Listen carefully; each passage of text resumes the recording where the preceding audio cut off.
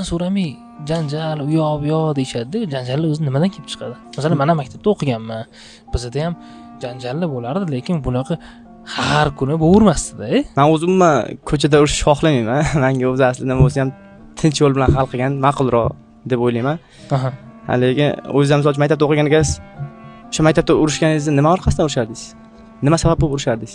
Shu do'stlarim bilan yoki do'stlarim kimdir xafa qilsa, shu narsa. Endi boshqa maktabdan kelishardi, qiziqib, endi yoshlikda shunaqa narsalar bo'ladi. 25 yoshimga kirib shuni tushunib yetolmagan, maktabda urushganlarimiz bu mayli kichkina muammolar bo'lganda, kimgadir nimadir isbotlash, shunaqa narsalar bo'lgan. Bilasizmi aka, men sizda bunaqa bo'lgan ekan. Menda hozir bir do'stim bor.